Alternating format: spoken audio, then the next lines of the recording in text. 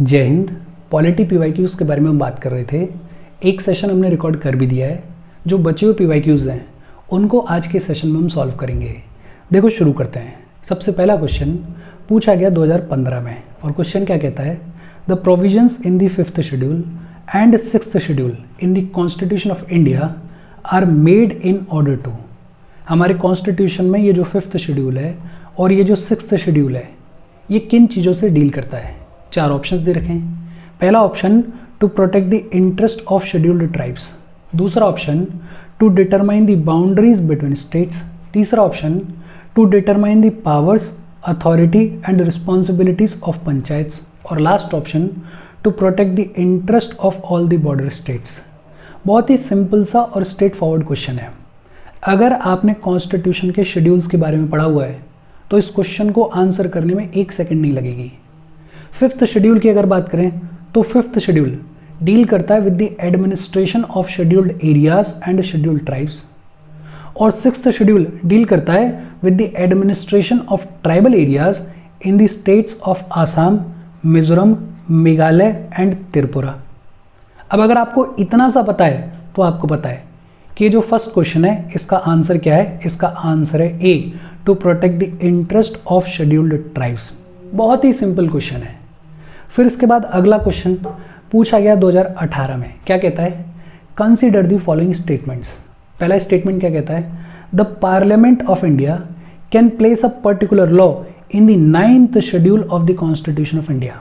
Parliament किसी particular law को 9th schedule में प्लेस कर सकता है क्या? हाँ साहब कर सकता है, हमने पढ़ा हुआ है। तो ये जो पहला स्टेटमेंट है ये तो सही है। दूसरा स्टेटमेंट क्या कहता है, the validity of a law placed in the 9th schedule can not be examined by any court and no judgment can be made on it. और इसके बारे में भी हमने बात की हुई है। हमने पढ़ा हुआ है केशवानंद भारती केस के बारे में, जिसमें फाउंडेशन रखी गई बेसिक स्ट्रक्चर की। और इसके बाद हमने बात की हुई है आई.आर. कोहेलो केस ऑफ 2007 के बारे में। ये जो आई.आर. कोहेलो केस ऑफ 2007 है, इसमें कोर्ट ने ये कहा कि केशवानंद भारती केस का जजमेंट आने के बाद जितने भी लॉस को 9th शेड्यूल में प्लेस किया गया है they are subjected to judicial review, which means कि ये जो दूसरा स्टेटमेंट है ये दूसरा स्टेटमेंट गलत हो जाता है। आंसर क्या हो जाएगा? आंसर हो जाएगा ए, 1 ओनली। और इसके बारे में भी हमने लक्ष्मीकांत के अंदर बातचीत की हुई है। अगर आपने लक्ष्मीकांत ढंग से पढ़ी हुई है, अगर आपने लक्ष्मीकांत की पूरी सीरीज बहुत ढंग से देखी हुई है तो ये सारे क्वेश्चंस बहुत ही सिंपल है, बहुत ही स्ट्रेट फॉरवर्ड है।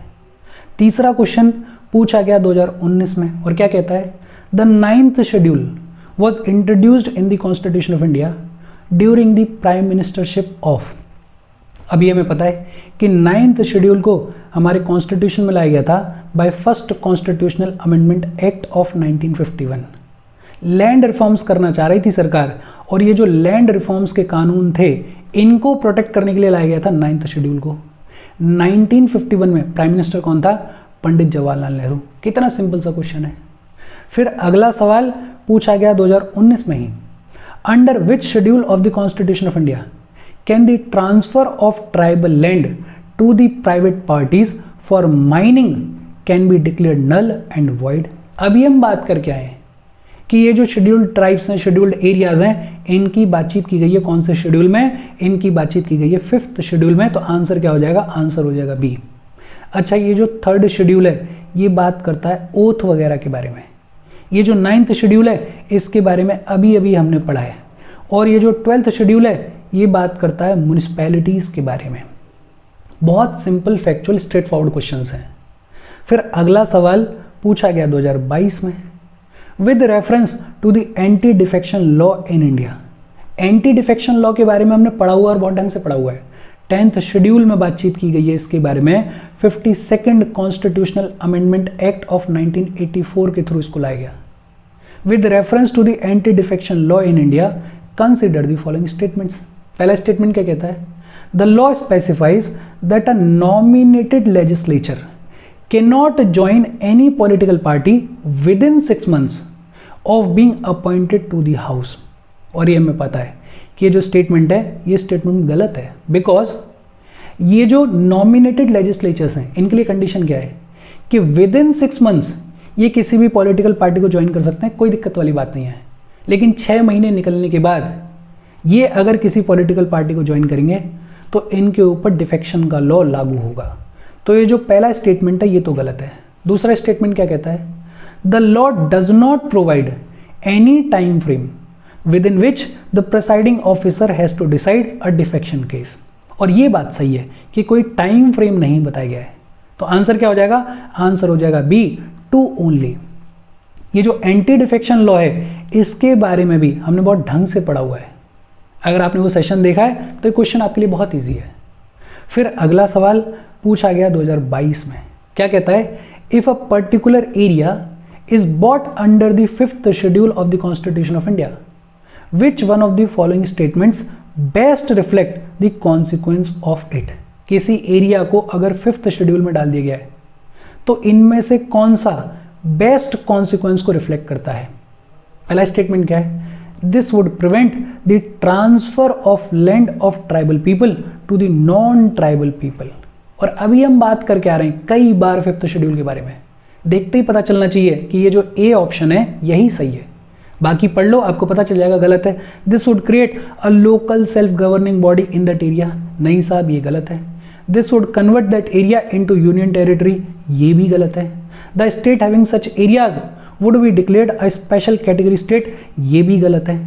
बेस्ट क्या है? This would prevent the transfer of land of tribal people to non tribal people. एक चीज और ध्यान देना कि ये जो 5th शेड्यूल है, ये जो 6th शेड्यूल है, इनसे रिपीटेटिवली क्वेश्चंस पूछे जा रहे हैं। तो ये दोनों शेड्यूल्स अपने आप में इंपॉर्टेंट हैं। इसके अलावा 9th शेड्यूल और जो 10th शेड्यूल है एंटी डिफेक्शन लॉ, इसके ऊपर भी आपको ध्यान देने की ज़रूरत है। तो इन 4 शेड्यूल्स को बहुत ढंग से पढ़ लेना, बिकॉज रिपीटेटिवली इनसे क्वेश्चंस पूछे जा रहे हैं। अब अगर इनसे क्वेश्चन पूछा जाएगा तो थोड़ा गहराई में जाके क्वेश्चन पूछा जाएगा। फिर इसके बाद अगला क्वेश्चन पूछा गया 2017 में, और क्या कहता है? Which one of the following is not a feature to Indian federalism. इनमें से कौन सा इंडियन फेडरलिज्म का फीचर नहीं है? पहला statement, there is an independent judiciary in India. Independent judiciary है और ये इंडियन फेडरलिज्म का फीचर है। दूसरा statement, powers have been clearly divided between the centre and the states. हाँ साहब, पावर शेयरिंग है और पावर्स को क्लियरली डिवाइड किया गया है, तो ये स्टेटमेंट भी सही है। तीसरा statement, the federating units have been given unequal representation in the Rajya Sabha. ये भी हमें पता है कि अनइक्वल रिप्रेजेंटेशन है, तो ये स्टेटमेंट भी सही है। It is the result of an agreement among the federating units. और ये जो स्टेटमेंट है ये गलत है, विच मीन्स कि जो 7वां क्वेश्चन है उसका आंसर क्या हो जाएगा? डी हो जाएगा। हमने कई बार पढ़ा है कि Indian federation is not a result of an agreement among the federating units. तो आंसर क्या हो जाएगा? डी। बहुत सिंपल सा क्वेश्चन। फिर अगला सवाल पूछा गया 2021 में, क्या कहता है? Which one of the following in the Indian polity is an essential feature that indicates that it is federal in character. अब देखो, इससे पहले 2017 में पूछा गया कि इनमें से कौन सा फीचर इंडियन फेडरलिज्म का नहीं है, और अब पूछा जा रहा है कि इनमें से कौन सा फीचर फेडरल कैरेक्टर को रिफ्लेक्ट करता है। पहला ही स्टेटमेंट पढ़ो, the independence of judiciary is safeguarded. अगर 2017 का क्वेश्चन देखोगे तो पहला ही ऑप्शन था, there is an independent judiciary in India, और यहां भी पहला ही ऑप्शन है, the independence of judiciary is safeguarded, और यही सही आंसर है। अगले पढ़ भी लोगे तो आपको पता चल जाएगा कि ये तीनों ही गलत हैं। A is the right answer. Simple question. तो ये जो फेडरलिज्म है इस पे भी 1-2 बार क्वेश्चन पूछा गया है, तो बहुत बेसिकली इसको भी देख लेना। फिर अगला सवाल पूछा गया 2020 में, क्या कहता है? Consider the following statements. पहला स्टेटमेंट क्या है? The constitution of India defines its basic structure as federalism, secularism, fundamental rights and democracy. ये हमें पता है कि जो बेसिक स्ट्रक्चर की बातचीत है, इस बेसिक स्ट्रक्चर की फाउंडेशन केशवानंद भारती केस में रखी गई। कॉन्स्टिट्यूशन इसके बारे में बात नहीं करता है। तो जो पहला स्टेटमेंट है ये अपने आप में गलत हो जाएगा। दूसरा स्टेटमेंट पढ़ते हैं, the constitution of India provides for judicial review to safeguard the citizens liberties and to preserve the ideals on which the constitution is based. अब ध्यान से सुनो, आर्टिकल 13 की अगर लैंग्वेज पढ़ी जाती है तो हमें पता चलता है कि हाँ साहब कोर्ट्स को जुडिशियल रिव्यू की पावर है, लेकिन कॉन्स्टिट्यूशन में एक्सप्लिसिटली कहीं भी जुडिशियल रिव्यू की बातचीत नहीं की गई है। और इस ग्राउंड पे ये जो दूसरा स्टेटमेंट है ये भी गलत हो जाता है। हालांकि आर्टिकल 13 की लैंग्वेज कुछ इस तरीके से है कि पता चलता है कि कोर्ट को जुडिशियल रिव्यू की पावर है, लेकिन एक्सप्लिसिटली कॉन्स्टिट्यूशन में कहीं भी बात नहीं की गई है, इसलिए ये जो दूसरा स्टेटमेंट है ये भी गलत हो जाता है। और 9th का आंसर क्या हो जाएगा? D, neither 1 not 2। फिर अगला सवाल पूछा गया 2024 में, अभी रिसेंटली। क्या कहता है question? Which of the following statements are correct about the constitution of India? पहला statement, powers of the municipalities are given in part 9A of the constitution. But obvious सी बात है, सही है ये स्टेटमेंट, हमें पता है म्युनिसिपैलिटीज की जो पावर है उनकी बात की गई है part 9A of the constitution में। दूसरा, emergency provisions are given in part 18 of the constitution. अभी हमने रिवाइज भी किया था, ये स्टेटमेंट भी सही है, हमें पता है। तीसरा, provisions related to the amendment of the constitution are given in part 20 of the constitution. और इसके बारे में भी हमने बात की हुई है और ये हमें पता है कि ये जो स्टेटमेंट है ये भी सही है, मतलब डी इज द आंसर। और अब देखो कि सवाल 2024 में पूछा गया है, कितने सिंपल से स्टेटमेंट्स दे रखे हैं। आपको अगर पता है तो 1 सेकंड नहीं लगेगी आंसर करने में। एक चीज और ध्यान में रखना कि 2024 में कई ऐसे क्वेश्चन पूछे गए जो कि फैक्ट बेस्ड थे। तो ये जो फैक्ट हैं इनको भी बहुत बेसिक तौर पे याद रखना, जैसे कौन सा पार्ट है, कौन सा आर्टिकल है, जो इंपॉर्टेंट हैं उनको बहुत बेसिक तौर पे दिमाग में रखना। अच्छा, अभी तक हमने बात की एक तो शेड्यूल्स के बारे में। शेड्यूल्स की अगर बात करें तो 5th schedule, 6th schedule, 9th schedule और 10th शेड्यूल, ये चारों शेड्यूल्स जो हैं वो रिलेटिवली ज़्यादा इंपॉर्टेंट हैं, बाकी को भी बेसिक तौर पर पढ़ना। फिर 2 क्वेश्चंस हमने देखे फेडरलिज्म पे, बहुत ज़्यादा डिफिकल्ट नहीं थे, बहुत ईजी से क्वेश्चंस थे, एक बार बेसिक तौर पर रिवाइज कर लेना। 2024 में एक अलग सा छोटा सा ट्रेंड दिखता है कि कुछ फैक्ट बेस्ड क्वेश्चंस भी पूछे गए, जैसे पार्ट वगैरह के बारे में पूछ रहे हैं, आर्टिकल वगैरह के बारे में पूछ रहे हैं। तो जो इंपॉर्टेंट पार्ट्स हैं, जो इंपॉर्टेंट आर्टिकल्स हैं, उनको बेसिक तौर पे दिमाग में रखना। फिर अगला सवाल पूछा गया 2015 में और यहाँ से शुरुआत हो गई जुडिशरी की। पहला सवाल, हु या फिर विच of the following is the custodian of the constitution of India? India के कॉन्स्टिट्यूशन का कस्टोडियन कौन है? President of India, prime minister of India, Lok Sabha secretariat, supreme court of India? खुद से देखो, चारों ऑप्शंस में से आपको एप्रोप्रिएट आंसर कौन सा लगता है? Supreme court of India. Constitution का बेसिक स्ट्रक्चर वायलेट नहीं किया जा सकता, अगर करेगा ध्यान कौन रखेगा? सुप्रीम कोर्ट ऑफ इंडिया ध्यान रखेगा। अगर हमारे राइट्स का वायलेशन होता है तो हम किसका दरवाजा खटखटाते हैं? सुप्रीम कोर्ट ऑफ इंडिया का दरवाजा खटखटाते हैं। तो कॉन्स्टिट्यूशन ऑफ इंडिया का कस्टोडियन कौन है? Supreme court of India is the custodian of constitution of India. बहुत सिंपल सा स्ट्रेट फॉरवर्ड क्वेश्चन है। फिर अगला सवाल पूछा गया 2019 में, with reference to the constitution of India, prohibition और लिमिटेशंस और provisions contained in the ordinary laws can not act as prohibition or limitations on the constitutional powers under Article 142. It could mean which one of the following? बहुत simple सा question है। देखो, article 142 के बारे में आपने पढ़ा होगा।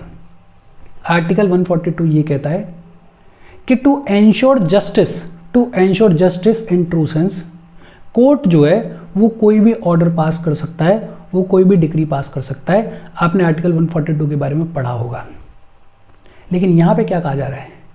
प्रोहिबिशन और लिमिटेशंस और provisions contained in the ordinary laws can not act as prohibitions और limitations on the constitutional powers under article 142। आपने एक केस सुना होगा, यूनियन कार्बाइड केस। बेसिकली जब भोपाल गैस ट्रेजेडी हुई तो इस यूनियन कार्बाइड केस के तहत कोर्ट ने जितने भी विक्टिम्स थे उनको कुछ कंपनसेशन देने का ऑर्डर पास किया। और कोर्ट ने यहाँ तक कह दिया कि अगर इस कंपनसेशन को कोई ऑर्डिनरी लॉ प्रोहिबिट करता है तो उस लॉ को इग्नोर करो, कंपनसेशन तो आपको देना ही देना पड़ेगा। बिकॉज आर्टिकल 142 क्या कहता है कि कोर्ट कोई भी ऑर्डर पास कर सकता है to ensure justice in true sense. अब आपको क्वेश्चन समझ में आया होगा। अब देखो चार ऑप्शंस। पहला option, the decisions taken by the election commission of India while discharging it's duties can not B challenged in any court of law. Article 142 का कोई लेना देना ही नहीं है इससे, तो ये वाला तो गलत हो गया। दूसरा, the Supreme court of India is not constrained in the exercise of its powers by laws made by the parliament, और ये सही है। पार्लियामेंट कोई भी कानून बना रहा है। आर्टिकल 142 क्या कह रहा है कि जस्टिस एंश्योर करने के लिए कोर्ट कोई भी ऑर्डर पास कर सकता है, कोई दिक्कत वाली बात नहीं है। तो B is the right answer. बाकी दो पढ़ लो, बाकी दो ऑटोमेटिकली आपको गलत दिख जाएंगे, तो B is the right answer. हालांकि ये बहुत ज़्यादा डिफिकल्ट क्वेश्चन नहीं है। अगर आपको पता है कि आर्टिकल 142 क्या कहता है तो आप सीधे सीधे पहुंच जाओगे बी ऑप्शन पे। लेकिन अगर आपको आर्टिकल 142 नहीं पता है तो हो सकता है आपको थोड़ी बहुत दिक्कत आए। फिर अगला सवाल पूछा गया 2019 में, बड़ा ही लंबा चौड़ा सा सवाल है। Consider the following statements. लंबा चौड़ा है लेकिन बहुत सिंपल है। पहला स्टेटमेंट क्या है, द मोशन टू इम्पीच अ जज of the Supreme court of India can not be rejected by the speaker of the Lok Sabha as per the जजेस इंक्वायरी एक्ट ऑफ 1968। अब देखो, जजेस के रिमूवल की जो प्रोसेस है उसके बारे में बहुत ढंग से हमने बातचीत की है अपने रेगुलर सेशंस में, और हमें ये पता है कि स्पीकर ऑफ द लोकसभा जो है वो ऐसे मोशन को रिजेक्ट भी कर सकते हैं, एक्सेप्ट भी कर सकते हैं, विच मीन्स कि जो पहला स्टेटमेंट है ये तो गलत हो जाता है। दूसरा स्टेटमेंट पढ़ते हैं, the constitution of India defines and gives details of what constitutes incapacity and proved misbehaviour of the जजेस of the Supreme court of India. और ये भी हमें पता है कि कॉन्स्टिट्यूशन ने ऐसा कुछ नहीं किया है, तो ये जो स्टेटमेंट है ये भी गलत हो जाता है। तीसरा स्टेटमेंट पढ़ते हैं, the details of the process of impeachment of the जजेस of the Supreme court of India are given in the जजेस इंक्वायरी एक्ट ऑफ 1968। ये सही है स्टेटमेंट, हमने पढ़ा हुआ है कि ये जो सुप्रीम कोर्ट के जजेस को इम्पीच किया जाता है, रिमूव किया जाता है, उसकी बातचीत डिटेल में कहाँ की गई है, जजेस इंक्वायरी एक्ट ऑफ 1968 में की गई है। चौथा स्टेटमेंट पढ़ते हैं, if the motion for the impeachment of a जज is taken for the voting, the law requires the motion to be begged by each house of the parliament and supported by a majority of total membership of that house and by not less than 2/3 of the total members of that house present and voting।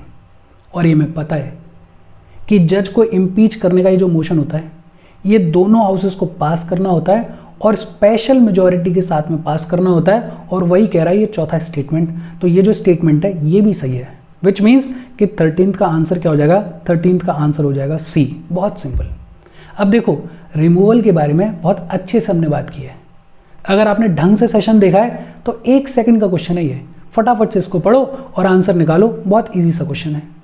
फिर अगला सवाल पूछा गया 2021 में, क्या कहता है, with reference to Indian judiciary consider the following statements. पहला स्टेटमेंट क्या कहता है, एनी रिटायर्ड जज of the Supreme court of India can be called back to sit and act as a Supreme Court judge by the Chief Justice of India with the prior permission of the President of India। और ये हमने पढ़ा हुआ है कि ये सही है, आर्टिकल 128 बात करता है इसके बारे में। दूसरा स्टेटमेंट क्या कहता है, a High Court in India has the power to review its own judgment as the Supreme Court does. हालांकि जब आप पहली बार इस स्टेटमेंट को पढ़ोगे तो आपको लगेगा कि ये स्टेटमेंट सही है, बट कॉन्स्टिट्यूशन में एक्सप्लिसिटली कहीं भी ये नहीं कहा गया है कि ये जो हाई कोर्ट है वो अपने खुद के जजमेंट को रिव्यू कर सकता है। हालांकि कोर्ट ने अपने जजमेंट में कहा है कि हाई कोर्ट के पास में ये पावर है, लेकिन कॉन्स्टिट्यूशन में एक्सप्लिसिटली ये कहीं नहीं कहा गया है। तो यूपीएससी ने ये जो दूसरा ऑप्शन है इसको गलत माना। आंसर क्या हो जाएगा, ए, 1 ओनली।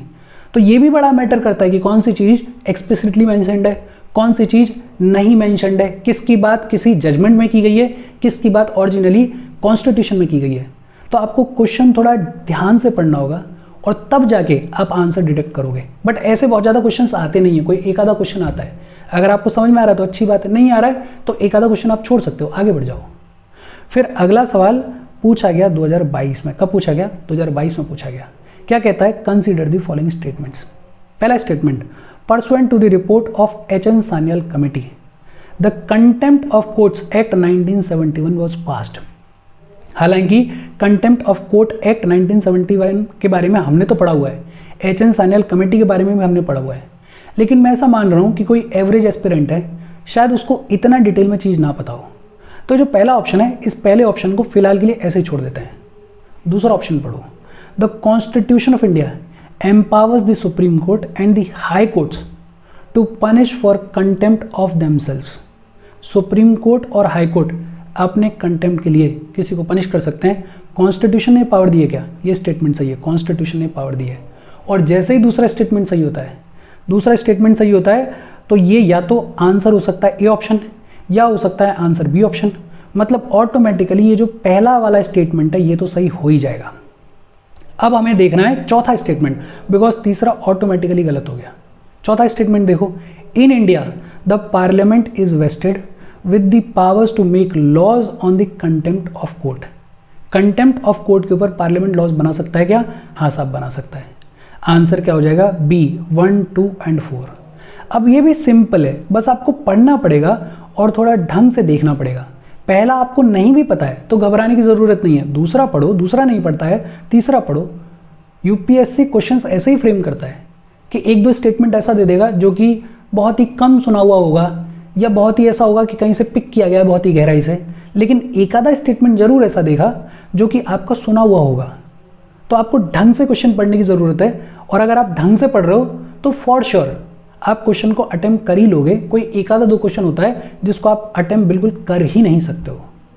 फिर अगला सवाल पूछा गया 2022 में ही, with reference to India consider the following statements. पहला statement, government law officers and legal firms are recognised as advocates. इसको आगे पढ़ने की भी ज़रूरत नहीं है, सोच के देखो। जब हम एडवोकेट्स की बात करते हैं तो एडवोकेट कौन होता है? ऐसा इंसान जो कि लॉ ग्रेजुएट है, जिसने लॉ की हुई है, साथ ही साथ स्टेट की बार काउंसिल में रजिस्टर्ड है, उसको बुलाया जाता है एडवोकेट। किसी गवर्नमेंट के लॉ ऑफिसर को नहीं बुलाया जाता है, किसी लीगल फर्म को एडवोकेट नहीं बुलाया जाता है। आगे जो भी लिखा है इग्नोर कर दो, ये जो पहला स्टेटमेंट है ये यहीं पे गलत हो गया। दूसरा स्टेटमेंट पढ़ो, bar councils have the power to lay down the rules relating to the legal education and recognition of law colleges. और ये हमने पढ़ा हुआ है कि बार काउंसिल्स के पास में ये पावर होती है। तो जो 16वां क्वेश्चन है इसका आंसर क्या हो जाएगा? इसका आंसर हो जाएगा बी, 2 ओनली। और ये भी अपने आप में कितना इजी सा क्वेश्चन है, क्वेश्चन को ढंग से पढ़ने की ज़रूरत है बस। फिर अगला सवाल पूछा गया 2017 में और बात कर रहा है जुडिशियल रिव्यू के बारे में कि जुडिशियल रिव्यू का मतलब क्या है। पढ़ते हैं कि करके, the power of judiciary to pronounce upon the constitutionality of laws and executive orders. पहला ही स्टेटमेंट सही है, आपको पढ़ते ही समझ में आना चाहिए। जुडिशियल रिव्यू का मतलब यही तो होता है कि जुडिशरी जो है वो देखती है कि कोई जो कानून है वो कॉन्स्टिट्यूशनली सही है या नहीं है, कोई एग्जीक्यूटिव ऑर्डर है वो कॉन्स्टिट्यूशनली सही है या नहीं है। यही होती है जुडिशियल रिव्यू की पावर। आगे के जो स्टेटमेंट्स हैं उनको पढ़ भी लो तो भी आपको पता चल जाएगा कि ये तीनों स्टेटमेंट्स गलत हैं, एक स्टेटमेंट पहला वाला सही है, A is the right answer. अब इससे सिंपल क्वेश्चन क्या पूछ सकता है यूपीएससी? बहुत सिंपल क्वेश्चन है। फिर अगला सवाल पूछा गया 2016 में, क्या कह रहा है? With reference to the gram न्यायालय एक्ट। ग्राम न्यायालय एक्ट कब आया था? 2008 में आया था। Which of the following statements is or are correct. पहला स्टेटमेंट क्या कहता है? As per the act Gram Nyayalaya can hear only civil cases and not criminal cases. ये गलत है। ये जो ग्राम न्यायालय होते हैं ये सिविल केसेस को भी सुन सकते हैं, ये क्रिमिनल केसेस को भी सुन सकते हैं। तो ये पहला स्टेटमेंट गलत हो गया। दूसरा statement, the act allows local social activist as mediators या रिकॉन्सिलेटर्स। ये हमें पता है कि ये जो एक्ट है ये लोकल सोशल एक्टिविस्ट्स को मीडिएटर्स के तौर पे अलाउ करता है। इसके बारे में भी हमने बहुत ढंग से पढ़ा हुआ है। तो ये जो दूसरा स्टेटमेंट है ये सही है। 18th का आंसर क्या हो जाएगा? B, 2 only. फिर 19th क्वेश्चन पूछा गया 2020 में, क्या कहता है? In India legal services authorities provide free legal services to which of the following types of citizens. ये जो लीगल सर्विसेज अथॉरिटीज है ये फ्री लीगल सर्विसेज किन सिटीजन्स को प्रोवाइड करती है इनमें से। और ये जो क्वेश्चन है ये मेरे हिसाब से वो वाला क्वेश्चन है जिसको आप बहुत इजीली छोड़ सकते हो, जो कि डिफ़िकल्ट साइड में है। कोई एक आधा बच्चा होगा जिसको पता होगा, वरना इतना डिटेल में। ऑप्शंस देखो, person with an annual income of less than 1 lakh. दूसरा, transgender with an annual income of less than 2 lakh. तीसरा, member of OBC with an annual income of less than 3 lakh. Last, all senior citizens. अब देखो कितना मतलब factual question है, और इतना ज़्यादा फैक्चुअल क्वेश्चन है कि अगर आप अटेम्प्ट करने की कोशिश भी करोगे तो भी कहीं ना कहीं गलती कर जाओगे। अगर आपको फॉर श्योर पता है तब आंसर लगाओ, अदरवाइज ये डिफिकल्ट वाला क्वेश्चन है। ये वैसा वाला क्वेश्चन है जिसको ज़्यादातर बच्चे अटेम्प्ट नहीं करेंगे, तो ऐसे क्वेश्चंस को आप छोड़ सकते हो। हालांकि इसका आंसर क्या है? इसका आंसर है ए, 1 and 2 ओनली। तो ये जो क्वेश्चन है ये रिलेटिवली डिफिकल्ट साइड पे है, ऐसे क्वेश्चंस को आप छोड़ सकते हो। इतना प्रेजेंस ऑफ माइंड दिमाग लगाना अपना वहाँ पे कि अगर कोई ऐसा क्वेश्चन लग रहा है कि यार बहुत ही ज़्यादा फैक्चुअल आ गया है, मेरे को बिल्कुल ही नहीं पता है, उसको छोड़ दो सीधे सीधे, बिकॉज पॉसिबिलिटी ये है कि ज़्यादातर बच्चों को भी उसके बारे में ना पता हो। फिर अगला सवाल पूछा गया 2015 में, क्या कहता है? Consider the following statements. अच्छा, इससे पहले तक ये हमने बात कर ली जुडिशरी के बारे में, और अगर जुडिशरी के कॉन्टेक्स्ट में देखें तो सुप्रीम कोर्ट से रिलेटेड कई बार क्वेश्चंस पूछे गए हैं। सुप्रीम कोर्ट से रिलेटेड कई बार क्वेश्चंस पूछे गए हैं। एक आधी बारी एडवोकेट वगैरह से रिलेटेड क्वेश्चन पूछ लिया गया है, एक आधी बारी जुडिशियल रिव्यू से रिलेटेड क्वेश्चन पूछ लिया गया है। लेकिन एक चीज़ हमें समझ में आ रही है कि जुडिशरी से रिलेटेड जब भी क्वेश्चन पूछा जा रहा है, बहुत ही ईजी क्वेश्चन पूछा जा रहा है, बहुत ज़्यादा डिफिकल्ट क्वेश्चन नहीं पूछा जा रहा है। एक आधी बारी मौका पड़ा है, जैसे ये 19th क्वेश्चन है, ये मेरे को लगता है डिफिकल्ट क्वेश्चन है, अदरवाइज बहुत ही ईजी क्वेश्चन पूछे जा रहे हैं। अगर आप अच्छे से जुडिशरी के चैप्टर्स को पढ़ के जाओगे तो आप बहुत इजीली क्वेश्चंस को अटेम्प्ट कर पाओगे। फिर अगला क्वेश्चन 20वां क्वेश्चन, और ये यहाँ से शुरुआत हो गई एग्जीक्यूटिव की। 2015 में पूछा गया, क्या कहता है? Consider the following statements. पहला स्टेटमेंट क्या है? The executive power of the union of India is vested in the prime minister. अब ये तो बहुत ही बेसिक क्वेश्चन है, हमें पता है किसके पास में होती है पावर? प्रेसिडेंट के पास में होती है। The executive power of the union of India is vested in the president. तो ये जो पहला स्टेटमेंट है ये तो गलत हो गया। दूसरा देखते हैं, the prime minister is the ex officio chairman of the civil services board. और ये आपको पता होना चाहिए, सिविल सर्विसेज बोर्ड के बारे में आपने फॉर श्योर कहीं ना कहीं सुना होगा। ये स्टेटमेंट भी गलत है। Cabinet secretary is the ex officio chairman of the civil services board, मतलब D is the right answer, neither 1 nor 2। और ये भी इजी क्वेश्चन है, डिफिकल्ट नहीं है। आपको बेसिक तौर पे अगर सिविल सर्विसेज बोर्ड के बारे में पता है तो आप बहुत इजीली इस क्वेश्चन को आंसर कर सकते हो। पहला स्टेटमेंट तो वाकई में बहुत ही ज़्यादा इजी है। फिर अगला सवाल पूछा गया 2016 में, क्या कहता है? Consider the following statements. The chief secretary in a state is appointed by the governor of that state. अब सोचो, कॉमन सेंस की बात है कि स्टेट का जो चीफ सेक्रेटरी है उसको गवर्नर अपॉइंट करेगा या उसको चीफ मिनिस्टर अपॉइंट करेगा? काम किसके साथ मिलके करना है? चीफ सेक्रेटरी को चीफ मिनिस्टर के साथ में करना है। कौन अपॉइंट करता है? चीफ मिनिस्टर अपॉइंट करता है। तो ये जो पहला वाला स्टेटमेंट है ये गलत हो गया। दूसरा, the chief secretary in a state has a fixed tenure. Chief secretary का कोई फिक्स टेन्योर नहीं होता है। हाँ, कुछ कमीशंस हैं जिन्होंने रिकमेंडेशंस दी हैं टेन्योर को लेके, लेकिन चीफ सेक्रेटरी का कोई भी फिक्स्ड टेन्योर होता नहीं है। तो ये जो स्टेटमेंट है ये भी गलत हो गया, विच means D is the answer, neither 1 nor 2। फिर अगला सवाल पूछा गया 2018 में, with reference to the election of the president of India consider the following statements. पहला स्टेटमेंट क्या कहता है? The value of the vote of each MLA varies from state to state. अब देखो, जो वैल्यू ऑफ वोट है हर एक MLA की, वो कैसे निकाली जाती है कि जितनी पॉपुलेशन है स्टेट की उसको डिवाइड कर दो with the elected members of state legislature. जो इलेक्टेड मेंबर्स का नंबर है उससे डिवाइड कर दो।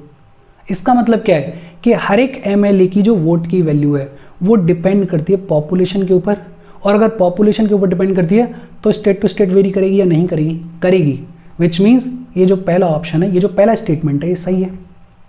दूसरा statement, the value of the vote of MPs of the Lok Sabha is more than the value of the vote of MPs of the Rajya Sabha. और ऐसा नहीं है, हमने पढ़ा हुआ है, बिकॉज जब लोकसभा राज्यसभा पार्लियामेंट की बात आती है तो जो MPs के वोट की वैल्यू है उसको निकालने का सिंपल सा तरीका है कि जो total value of vote assign की गई है उस स्टेट के मेंबर्स के लिए, उसको डिवाइड कर दो नंबर ऑफ एमपी से जो कि उस स्टेट से आते हैं। ये जो प्रेसिडेंट का इलेक्शन है ये अपने आप में इंपॉर्टेंट थीम है यूपीएससी प्रीलिम्स की, और election of the president of India के बारे में बहुत ढंग से बहुत डिटेल में हमने बातचीत की है लक्ष्मीकांत वाली सीरीज में। अगर आपने देखी हुई है तो आपको ये दोनों चीज़ें पता होंगी और बहुत ढंग से पता होंगी। तो ये जो 22 क्वेश्चन है इसका आंसर क्या हो जाएगा, इसका आंसर हो जाएगा ए। इसका आंसर क्या हो जाएगा ए, बिकॉज पहला ऑप्शन सही है दूसरा ऑप्शन गलत है। मेरे को लगा मैंने यहाँ पे कट कर दिया है, तो ठीक है, ये पहला वाला स्टेटमेंट सही है दूसरा वाला स्टेटमेंट गलत है। A is the answer, one only. बहुत सिंपल। फिर अगला सवाल पूछा गया 2018 में, क्या कहता है, कंसिडर द फॉलोइंग स्टेटमेंट्स।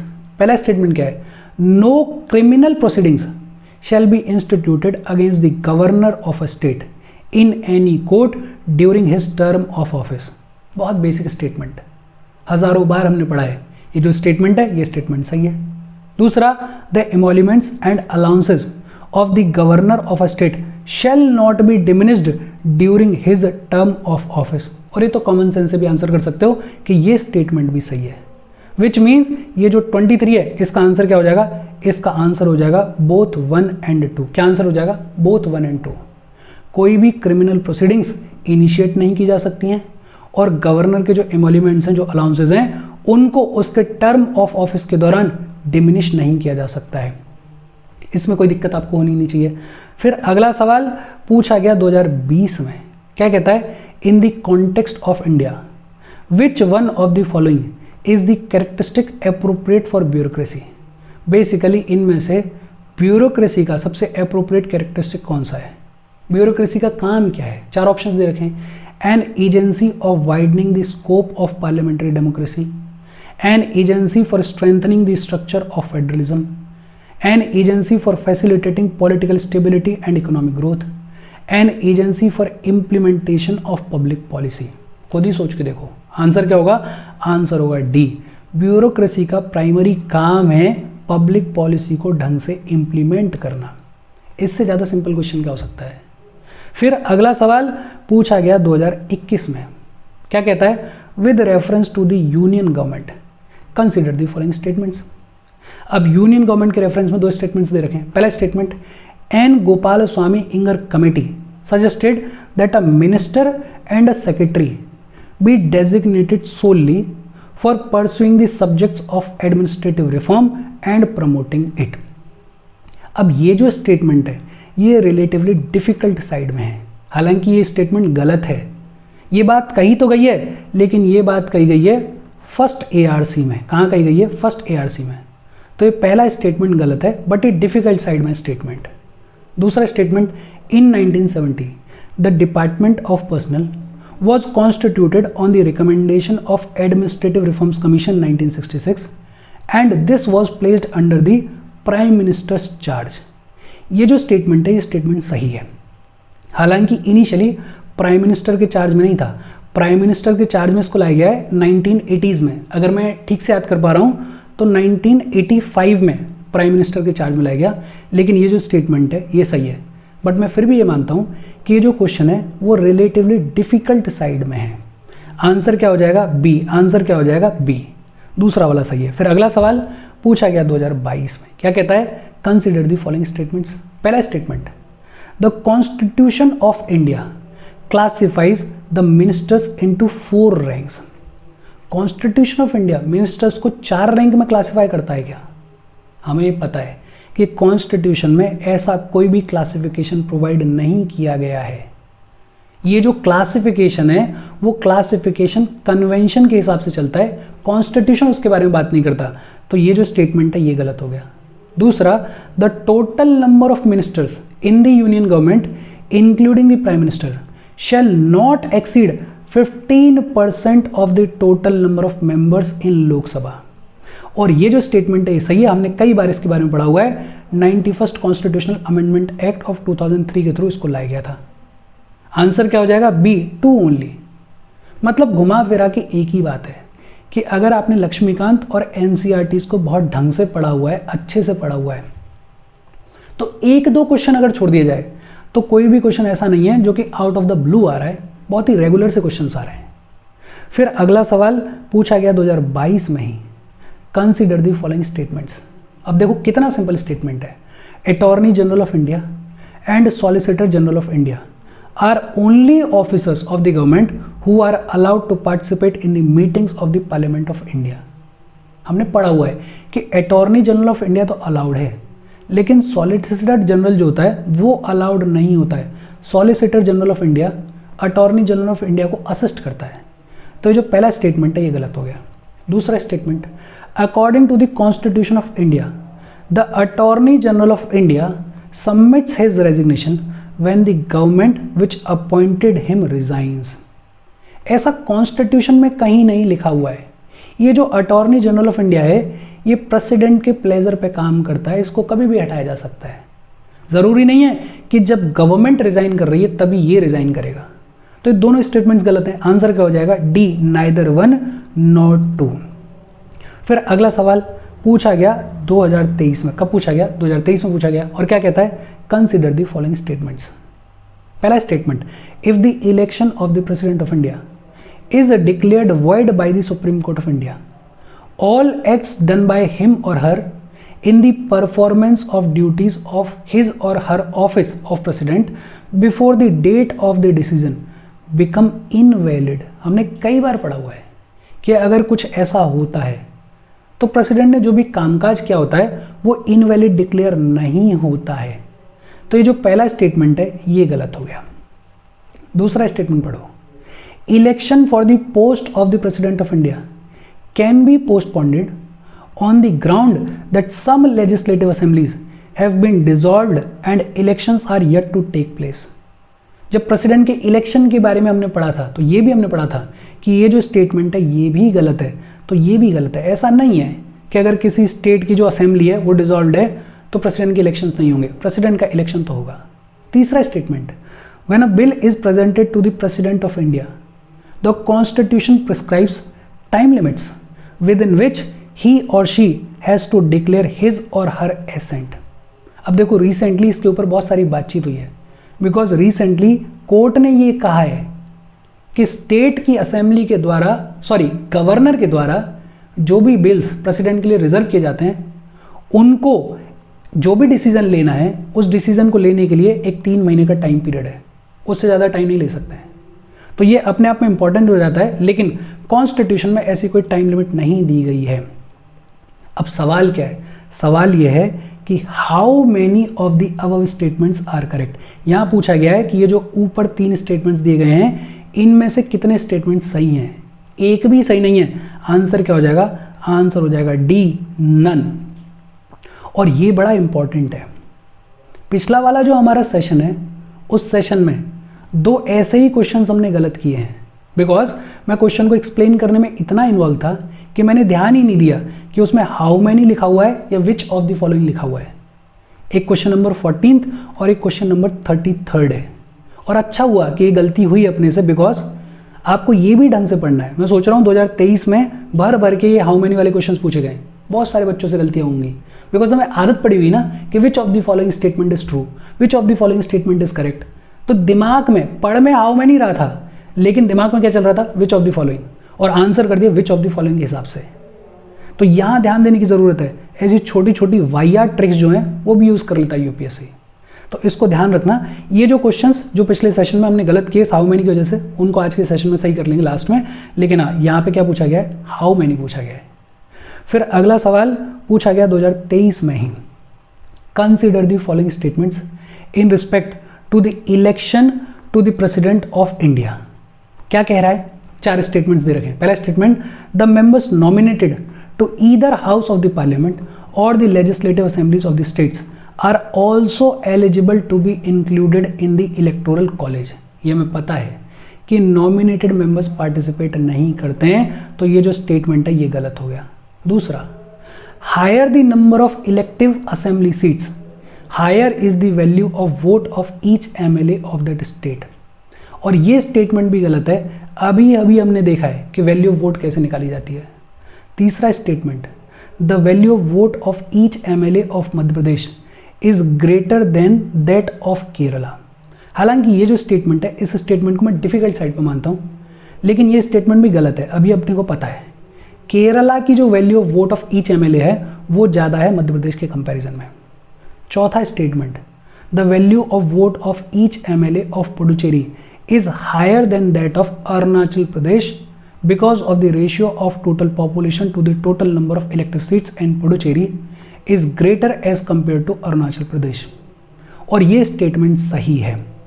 तो इन चारों में से सिर्फ एक स्टेटमेंट सही है, और फिर वही how many of the above statements are correct. कितने स्टेटमेंट्स करेक्ट हैं? ओनली वन, सिर्फ एक करेक्ट है, तो ए इज द आंसर।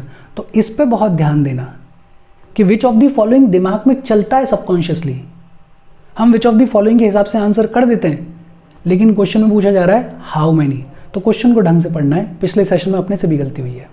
अच्छा, ये जो दो स्टेटमेंट्स हैं इनको मैं रिलेटिवली डिफिकल्ट साइड पे मानता हूँ, बिकॉज हम इलेक्शन ऑफ द प्रेसिडेंट के बारे में तो पढ़ते हैं, लेकिन इतना डिटेल में शायद नहीं पढ़ते हैं कि हर एक स्टेट में ईच एमएलए की वैल्यू ऑफ वोट कितनी है, वो सब नहीं पढ़ते हैं।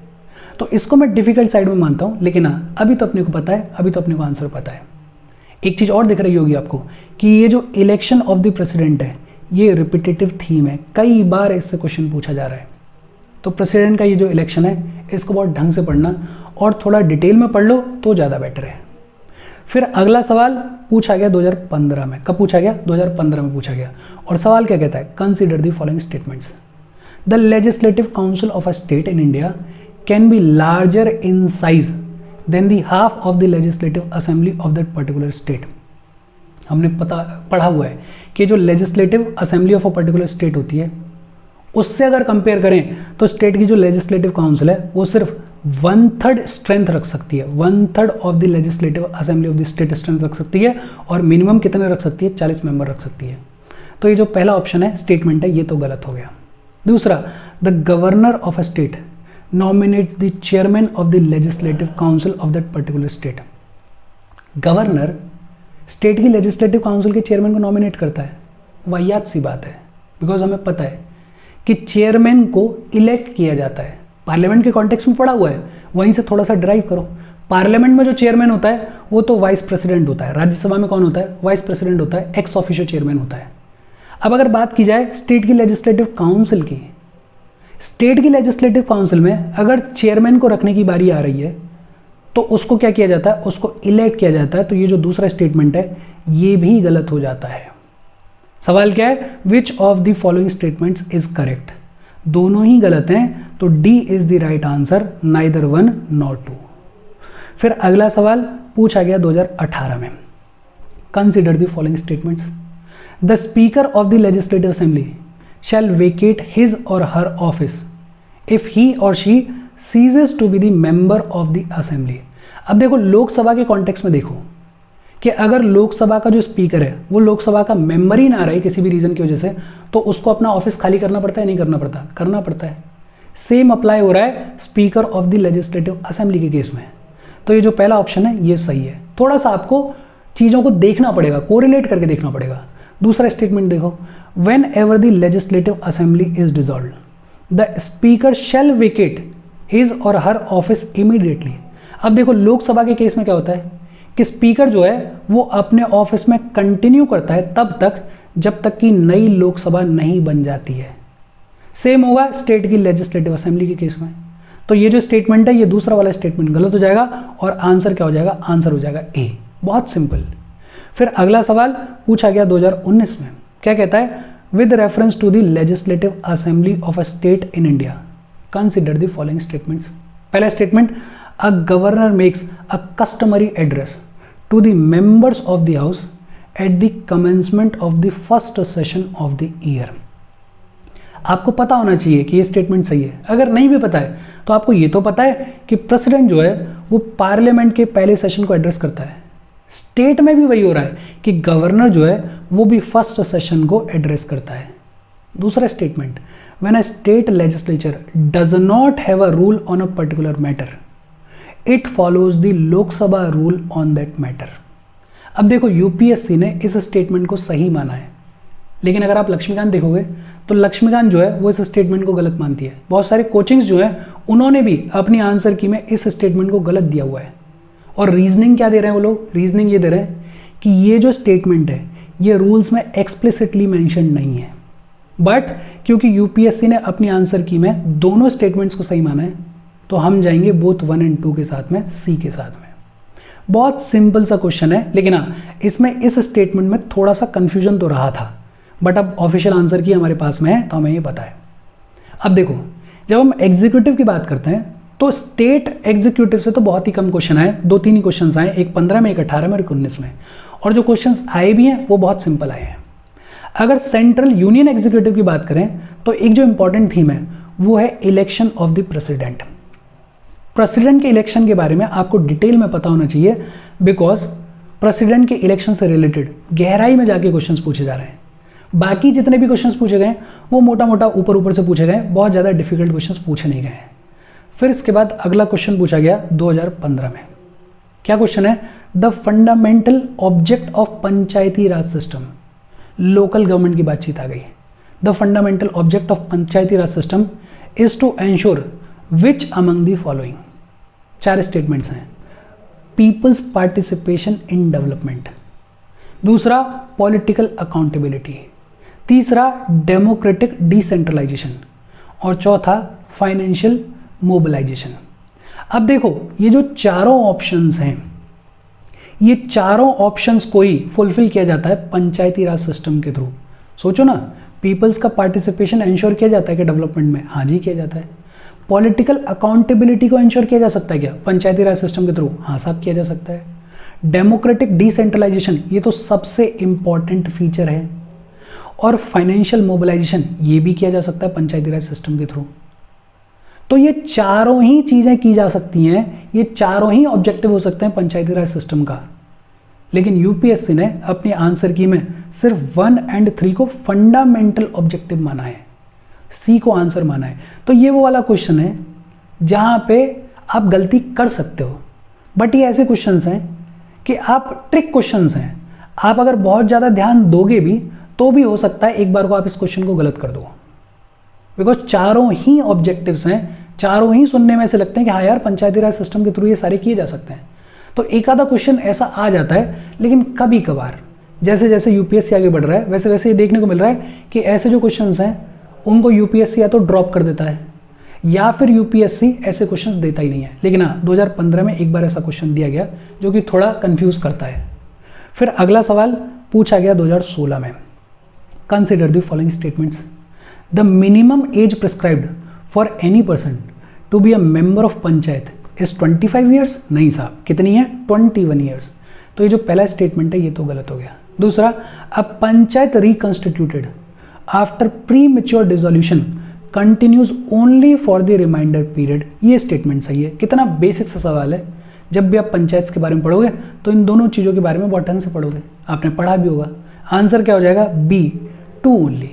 फिर अगला सवाल पूछा गया 2017 में। सवाल क्या है? Local self government can be best explained as an exercise in. Local self government federalism के काम आती है, डेमोक्रेटिक डिसेंट्रलाइजेशन के काम आती है, एडमिनिस्ट्रेटिव डेलीगेशन के काम आती है, डायरेक्ट डेमोक्रेसी के काम आती है। किसके काम आती है? डेमोक्रेटिक डिसेंट्रलाइजेशन के काम आती है लोकल सेल्फ गवर्नमेंट। इसमें कोई कंफ्यूजन होना ही नहीं चाहिए। फिर अगला सवाल पूछा गया 2023 में। क्या कहता है? With reference to the scheduled areas in India consider the following statements. पहला statement, within a state the notification of an area as scheduled area takes place through an order of the president.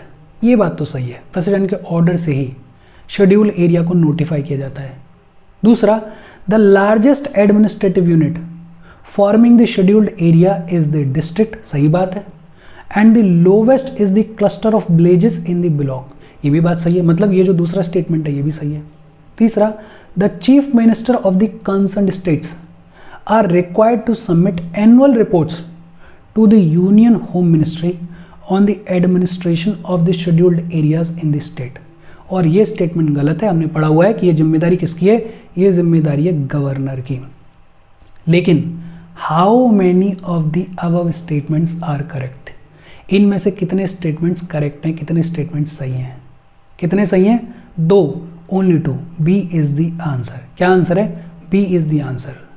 फिर अगला सवाल पूछा गया 2016 में, the parliament of India acquires the power to legislate on any item in the state list in the national interest if the resolution to that effect is passed by the।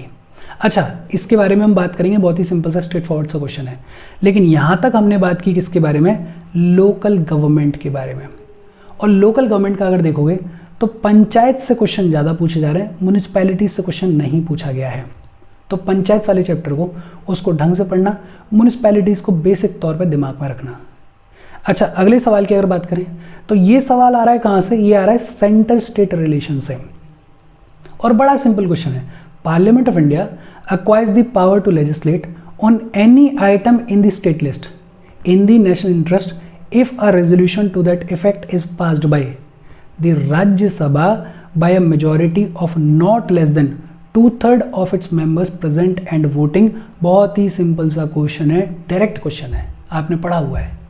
फिर अगला सवाल पूछा गया 2019 में, क्या कह रहा है? Which one of the following suggested that the governor should be an eminent person from outside the state and should be a detached figure without intense political links or should not have taken part in the politics in the recent past। अब देखो, अगर आपने ये पढ़ा होगा governor के बारे में, गवर्नर को लेके बेसिक वेरियस कमीशंस ने क्या रिकमेंडेशंस दिए हैं, तो आपको इसका आंसर सीधे सीधे पता है कि आंसर क्या है? सरकारिया कमीशन। और सरकारिया कमीशन लक्ष्मीकांत में बहुत डिटेल में दी गई है। अगर आपने लक्ष्मीकांत अच्छे से पढ़ी है, इनफैक्ट इन सारी चीज़ों के बारे में बात की गई है लक्ष्मीकांत में, तो आपको इसका आंसर पता है।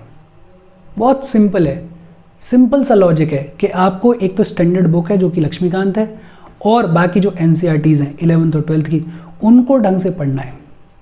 अगर उनको आपने ढंग से प्रिपेयर किया है तो कोई एक आधा क्वेश्चन आता है, 2-3 क्वेश्चन आते हैं जो कि आपको ऐसे लगेंगे कि यार आउट ऑफ द बॉक्स आ गए हैं, बाकी तो बहुत सिंपल से क्वेश्चन आते हैं। फिर अगला सवाल पूछा गया 2024 में, recently, which one of the following statements is correct as per the constitution of India. देखो स्टेटमेंट्स क्या है? Inter state trade and commerce is a state subject. नहीं साहब, inter state trade and commerce is a union list subject. पहला statement गलत हो गया। Inter state migration is a state subject. Common sense कहता है स्टेट सब्जेक्ट हो ही नहीं सकता, it is a union subject. दूसरा स्टेटमेंट भी गलत हो गया। Interstate quarantine is a union subject. Interstate की बात हो रही है, क्वारंटाइन को भूल जाओ। Interstate quarantine is a union subject under the union list, और ये जो स्टेटमेंट है ये स्टेटमेंट सही है। Corporation tax is a state subject. नहीं साहब, it is not a state subject. Answer क्या है? आंसर है सी। अभी कॉमन सेंस से भी आप आंसर कर सकते हो कि इंटर स्टेट की जितनी भी बातचीत है उसमें ज़्यादातर जो भी सब्जेक्ट्स हैं वो कहाँ पर हैं? वो यूनियन लिस्ट में है। फिर अगला सवाल पूछा गया 2024 में ही, क्या कहता है? The North Eastern council was established by the North Eastern council act of 1971। North Eastern council के बारे में बहुत डिटेल में हमने पढ़ा है लक्ष्मीकांत वाले सेशंस में, आपको पता होना चाहिए इसका जवाब।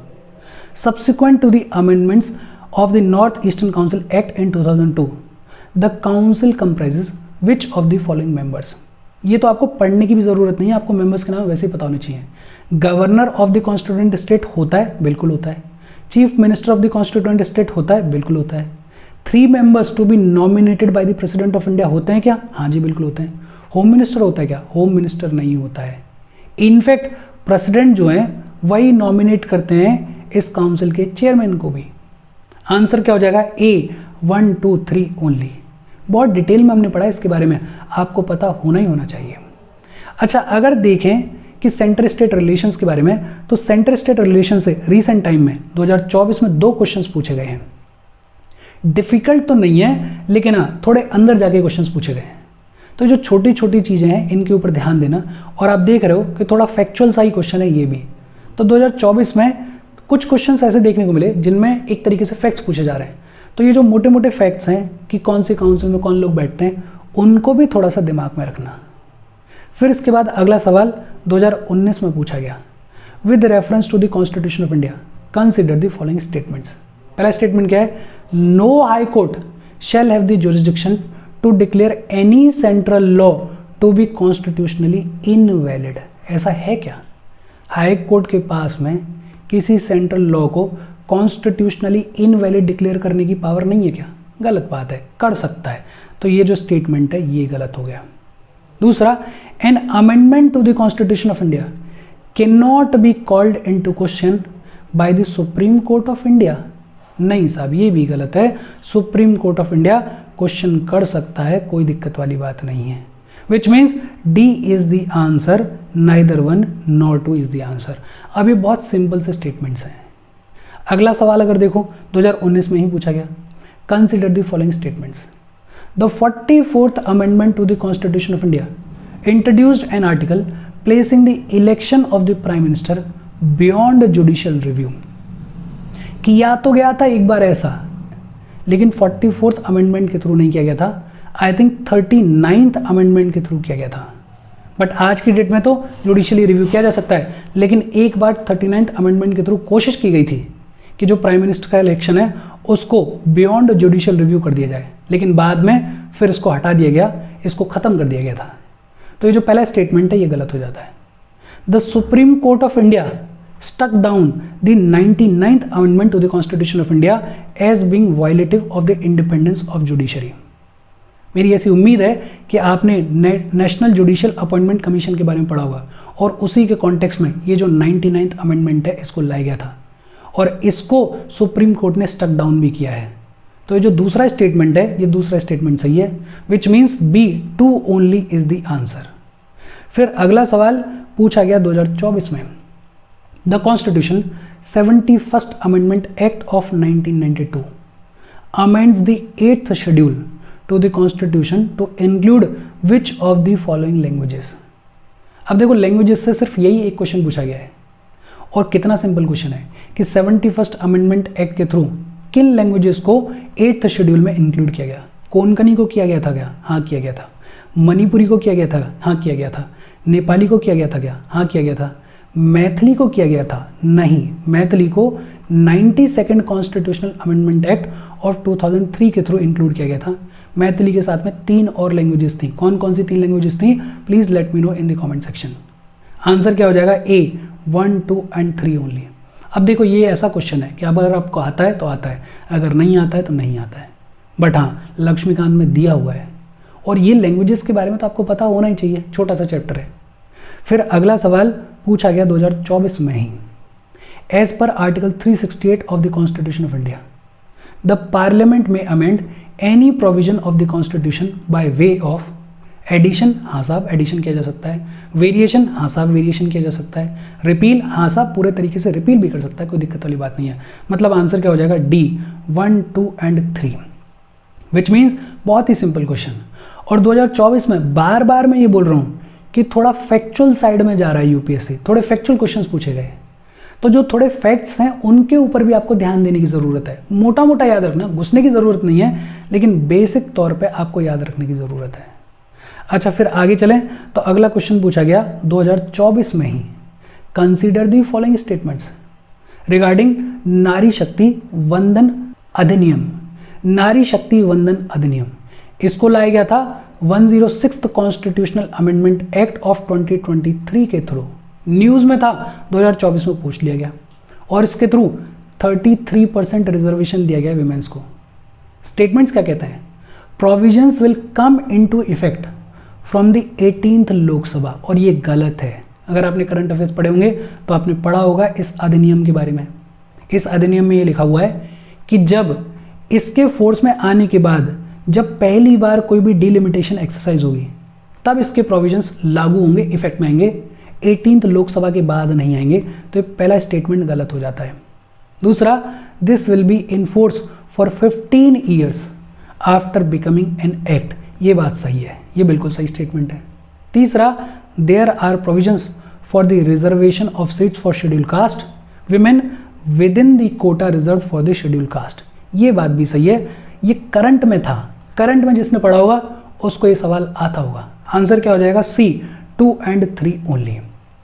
बहुत सिंपल से क्वेश्चंस पूछे जा रहे हैं। अगर अमेंडमेंट्स की बात की जाए तो अमेंडमेंट्स की बात की जाए तो ये तो बहुत ही रिसेंट था, न्यूज़ में था इसलिए पूछ लिया गया। बाकी अगर देखें 2024 में तो कुछ फैक्चुअल से पूछे गए लेकिन इजी वाले पूछे गए, या फिर अगर पूछा जा रहा है तो जो पॉपुलर वाले हैं वो पॉपुलर वाले पूछे जा रहे हैं। तो ऐसा घबराने की कोई ज़रूरत नहीं है, इजी क्वेश्चंस पूछे जा रहे हैं। फिर अगला सवाल पूछा गया 2021 में, क्या कहता है question, what was the exact constitutional status of India on 26 जनवरी 1950। 26 जनवरी 1950 को एग्जैक्ट कॉन्स्टिट्यूशनल स्टेटस क्या था इंडिया का? डेमोक्रेटिक रिपब्लिक था, सोवरेन डेमोक्रेटिक रिपब्लिक था, सोवरेन सेक्युलर डेमोक्रेटिक रिपब्लिक था, sovereign socialist secular democratic Republic था। अब देखो ये हमें पता है कि ये जो सेक्युलर टर्म है इसको बाद में ऐड किया गया है, ये जो सोशलिस्ट टर्म है इसको बाद में ऐड किया गया है। किस कॉन्स्टिट्यूशनल अमेंडमेंट एक्ट के थ्रू ऐड किया गया है? Please let me know in the comment section. Originally अगर बात करें तो इंडिया सोवरेन डेमोक्रेटिक रिपब्लिक था। तो आंसर क्या हो जाएगा? B is the answer. कोई रॉकेट साइंस नहीं, सिंपल सा आंसर है। फिर इसके बाद अगला सवाल पूछा गया 2023 में, क्या कहता है, consider the following statements in respect of the Constitution Day. पहला स्टेटमेंट क्या कहता है? The Constitution Day is celebrated on 26 November. ये बात तो सही है। Every year to promote constitutional values among the citizens. ये स्टेटमेंट तो सही है, आपको पता भी है। दूसरा स्टेटमेंट बढ़ते हैं, on 26 November 1949 the constituent assembly of India set up the drafting committee under the chairmanship of doctor B R Ambedkar to prepare the draft constitution of India. और ये तो पहली बार में चमकना चाहिए आपको कि ये स्टेटमेंट गलत है, बिकॉज ड्राफ्टिंग कमेटी को 1947 में ही बना दिया गया था। आंसर क्या हो जाएगा? C, statement 1 is correct and statement 2 is incorrect. कितना सिंपल सा क्वेश्चन पूछा गया और 2023 में पूछा गया है। फिर अगला सवाल पूछा गया 2024 में, what was the provisional who was the provisional president of the constituent assembly before doctor Rajendra Prasad took over. और मैं बार बार बोल रहा हूँ कि 2024 में कुछ फैक्चुअल क्वेश्चंस देखने को मिले हैं, तो जो फैक्ट्स हैं इनको भी बेसिक मोटा मोटा तौर पे याद रखना। आंसर क्या है? डॉक्टर सचिदानंद सिन्हा, जो कि ओल्डेस्ट मेंबर हुआ करते थे, तो उनको रख लिया गया था टेम्पररी तौर पे। अब देखो ये ऐसा क्वेश्चन है कि आपको आता है तो आता है, नहीं आता है तो आप अटेम्प्ट नहीं कर पाओगे। तो ढंग से चीज़ों को अगर पढ़ोगे तो आपने कहीं ना कहीं फॉर श्योर इसके बारे में पढ़ा होगा, लक्ष्मीकांत में दिया हुआ है, बेसिक चीज़ें हैं। फिर अगला सवाल पूछा गया 2017 में, और सवाल क्या है? Consider the following statements. The election commission of India is a 5 member body. नहीं साहब, 3 मेंबर की बॉडी है। पहला स्टेटमेंट गलत। Union ministry of home affairs decides the election schedule for the conduct of both general elections and by elections. गलत है। ये काम किसका है? इलेक्शन कमीशन का काम है, तो दूसरा स्टेटमेंट भी गलत है। Election commission resolve the disputes relating to splits mergers of the recognised political parties. और ये जो स्टेटमेंट है ये स्टेटमेंट सही है, विच मीन्स कि 49 का आंसर क्या हो जाएगा? D, 3 only. बहुत सिंपल सा क्वेश्चन है। फिर अगला सवाल पूछा गया 2023 में, कंसीडर द फॉलोइंग ऑर्गेनाइजेशंस या bodies in India. National commission for backward classes, national human rights commission, national law commission, national consumer disputes redressal commission. और पूछा गया है how many of the above are constitutional bodies. अब देखो, national commission for backward classes constitutional body है क्या? जी हाँ, कॉन्स्टिट्यूशनल बॉडी है। National human rights commission constitutional body है क्या? हमने पढ़ा हुआ है, नहीं, ये स्टैट्यूटरी बॉडी है। नेशनल लॉ कमीशन ये एग्जीक्यूटिव बॉडी है। National consumer disputes redressal commission ये भी स्टैट्यूटरी बॉडी है। तो इनमें से how many are constitutional bodies? सिर्फ एक ही कॉन्स्टिट्यूशनल बॉडी है, which means A, only 1 is the answer.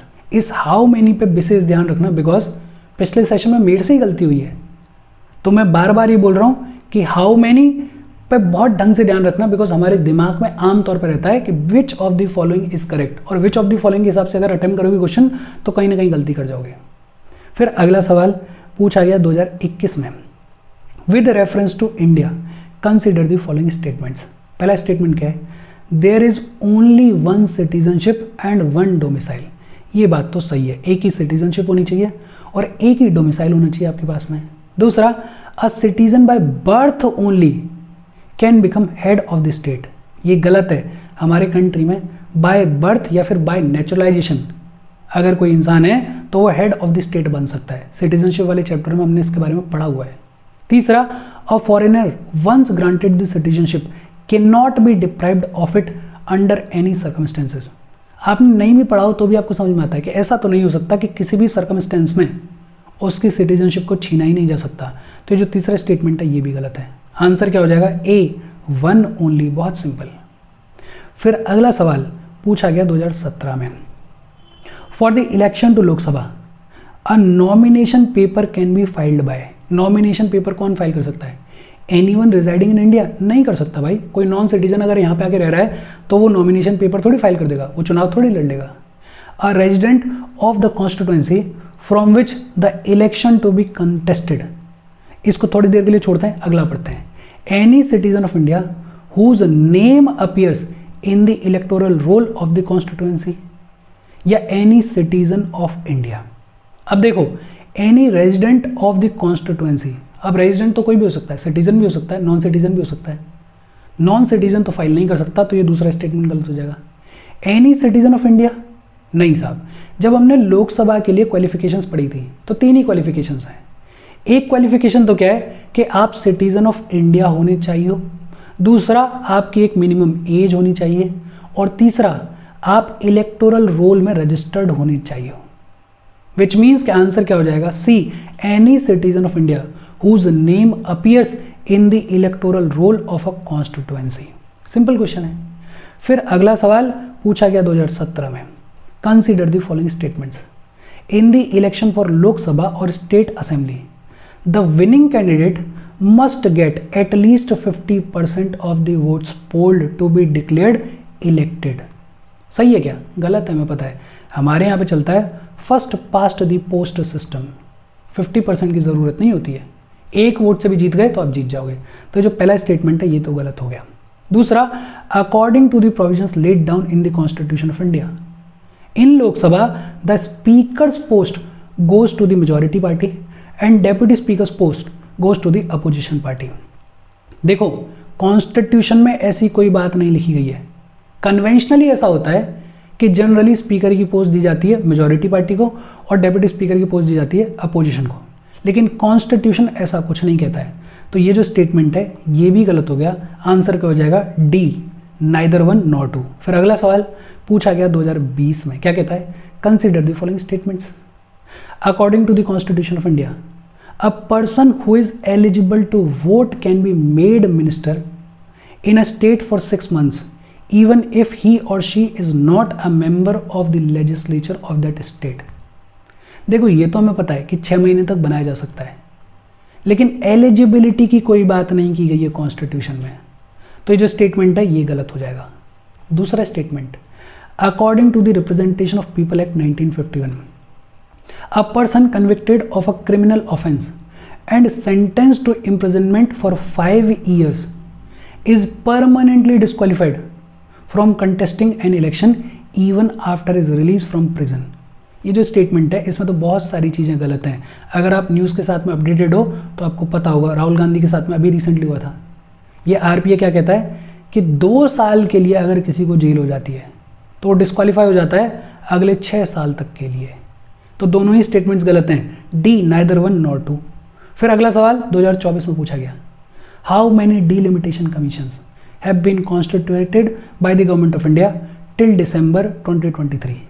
कितनी कॉन्स्टिट्यूट की गई हैं? 4। फैक्चुअल क्वेश्चन है, सिंपल सा क्वेश्चन है। मैं फिर बोल रहा हूँ कि 2024 में कई सारे फैक्चुअल क्वेश्चंस पूछे गए, तो थोड़ा थोड़ा फैक्ट्स के ऊपर भी नज़र रखना। फिर अगला सवाल पूछा गया 2024 में। अच्छा, अगर देखें 2015 से लेकर 2024 तक तो गवर्नमेंट स्कीम्स जो भी लाई गई हैं, गवर्नमेंट ने जो भी इनिशिएटिव्स लिए हैं पॉलिटी के कॉन्टेक्स्ट में, उसके ऊपर कई सारे क्वेश्चंस पूछे गए हैं। हालांकि 2023 में एक भी क्वेश्चन नहीं पूछा गया था स्कीम वगैरह के ऊपर। 2022 में सिर्फ एक क्वेश्चन पूछा गया था। 2016-17 में भर भर के क्वेश्चंस पूछे गए थे। तो वो जो स्कीम्स वगैरह से रिलेटेड क्वेश्चंस हैं, जो इनिशिएटिव्स वगैरह से रिलेटेड क्वेश्चंस हैं, उनको मैंने नहीं लिया। उनको इसलिए नहीं लिया है बिकॉज वो करंट अफेयर्स की चीज़ें हैं। करंट न्यूज़ में जो चीज़ें हैं वो पूछ ली जाती हैं, पूछे ही जाते हैं 8-10 क्वेश्चंस इन टोटल। अगर देखें तो पिछले 10 साल में पूछे ही गए हैं, इनफैक्ट ज़्यादा पूछे गए होंगे, 15-20 क्वेश्चन पूछे गए होंगे, लेकिन एक साल में करंट अफेयर्स से, सोनली करंट अफेयर से रिलेटेड कोई 1 या 2 क्वेश्चन आता है। जैसे 2023 में एक भी क्वेश्चन नहीं आया, 2022 में एक क्वेश्चन आया था, 2024 में सिर्फ एक क्वेश्चन आया। तो करंट अफेयर्स को आपको पढ़ने की जरूरत तो है, लेकिन इस पॉइंट ऑफ व्यू से ज्यादा पढ़ना कि जो करंट अफेयर में न्यूज है उसका स्टैटिक पूछे जाने की प्रोबेबिलिटी ज्यादा है। सोनली करंट अफेयर से कोई क्वेश्चन आएगा तो एक आधा क्वेश्चन आएगा।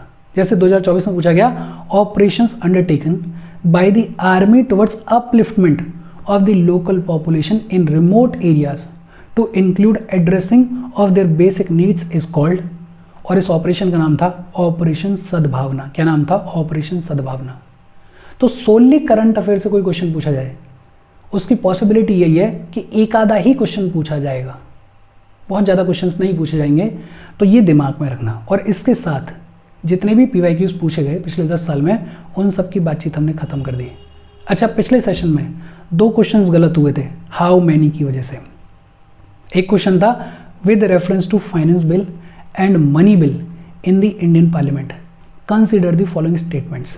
पहला स्टेटमेंट क्या है? When the Lok Sabha transmits finance bill to the Rajya Sabha it can amend or reject the bill.